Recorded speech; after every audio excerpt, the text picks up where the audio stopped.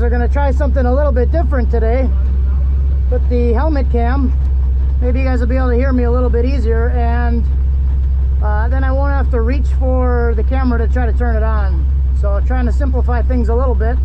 So I put my auto log for my data log trigger on my bump button, which also controls my line lock. So when I control my line lock, it'll automatically start data logging in the burnout, and then I don't have to reach for the camera, try to turn the camera on. So trying to simplify things a little bit. So we'll see how that goes and see how the angle turns out and all that stuff. So I did make a couple other changes to the tune and the truck. I put some 6-degree pinion shims in. I had some 2-degree shims in there before, which was putting my angle at around -1. So now I'm at like a positive or a -3 angle. So I was at like +1. It was pointed up 1 degree. So now I have it pointed down 3 degrees. So that may help things a little bit. Not banking on a huge improvement from that. But I also turned the tune down a little bit, back to 3,800 RPM, and I'm launching on 6 PSI. The best 60 foot that I have at this track is a 1.5, and on that pass it launched at 3,800 and 5 PSI. So back to basically that same area, and gonna try that. I also added a little bit of weight to the rear of the truck. So I added about 112 pounds to the rear of the truck. So we'll see how that goes, and then I'm going to try to use the dial of boost set on like the 21 PSI setting for now, because when I street drove it the other day, I had it turned up to about 16 or 17. So I'm going to turn it up a little bit more than that, and we'll see how that new boost control method works. I think we're actually down right now because someone got some fluid on the track, so we're going to wait a little bit. Got some stuff on the track there. I'll try to go around that.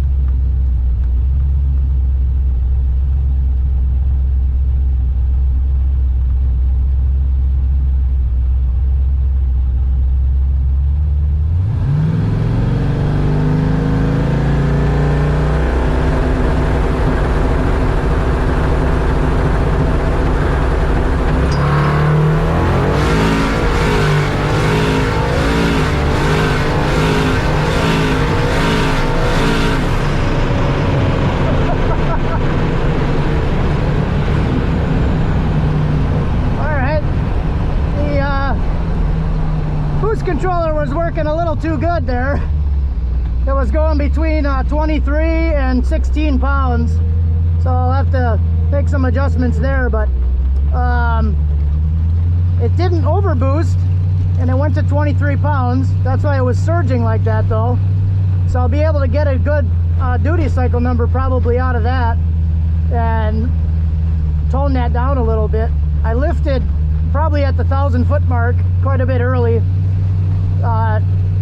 It's because I didn't want it to keep surging, but it took it. It stuck pretty good. So I don't know, maybe that was like a 1.7, maybe a 1.6, 60 foot.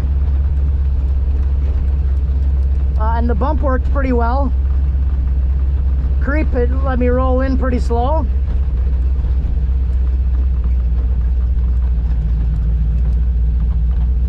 That thing doing?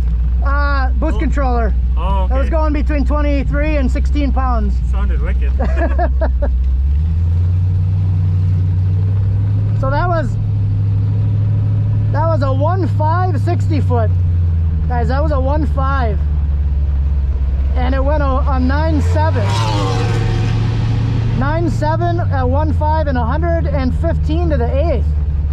That's actually the best pass on this track, and I lifted at like the 1,000 foot mark, so that's pretty sweet. So yeah, there it is, 1.5 60 foot, 115 to the 8th, and 9.7 at 125. When it was going 9.8, it was at 144 or 145 before.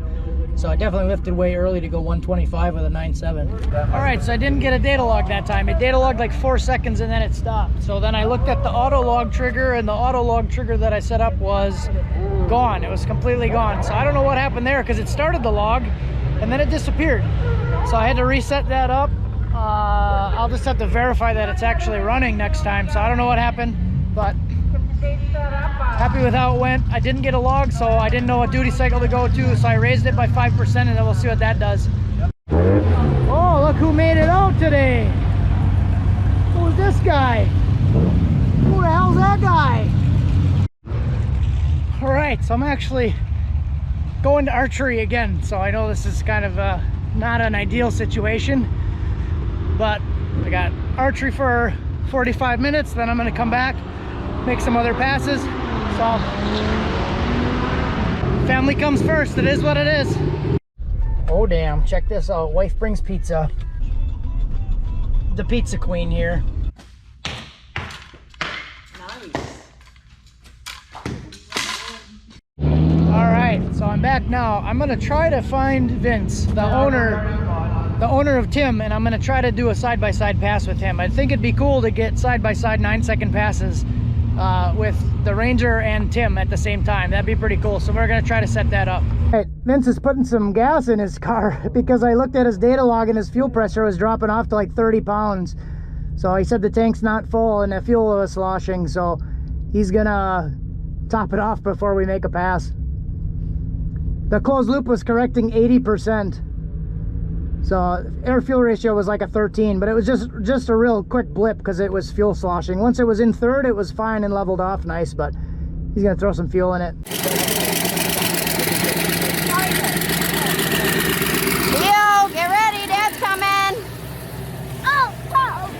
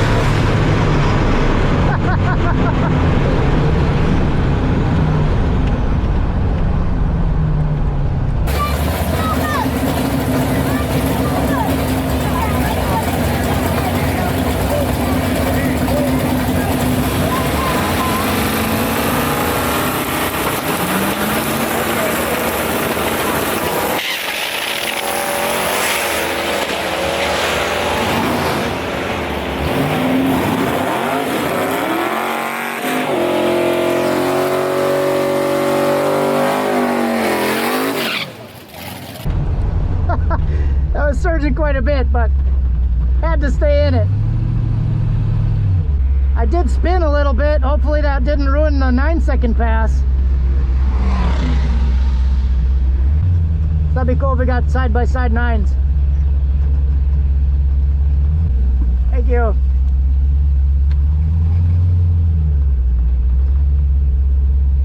Holy crap, dude. Vince went a 950. 970 and a 950. Vince had a 1.4 60 foot, and I had a 1.5. Man, I thought I was slow. I thought I didn't even make a 9. I thought it was going to be like a 10 something. But Vince was just like 2-3 tenths faster. That's hilarious. That's his best pass. He went 950. That's awesome. We did get to do the side-by-side 9-second pass, so that was pretty cool. Vince went 950, which is his best pass ever. He's dropping off, but he's dropping off fuel pressure though, so he went home now for the day. He was dropping like 30 pounds of fuel pressure and running like 23 pounds of boost, and that's still a Gen 3 bottom end with an LS1 car intake. So, and I told him that they usually go their fastest right before they blow up. So it was getting a little sketchy with the fuel, just not having enough fuel in the tank. So he's happy with that 950, and he went home for the day, drove it home. And then I'm gonna go up again, and this will be the last pass of the night and last pass of the year at this track. and see how it does. Alrighty guys, we're getting shut down. Someone just oiled down the whole track and it's like 5 minutes before close. The lane guy said that it was sparks coming out of the oil pan from the start line all the way to the finish line. So the whole track's covered in oil. So they're shutting it down for the year. And that's it for the video, I guess.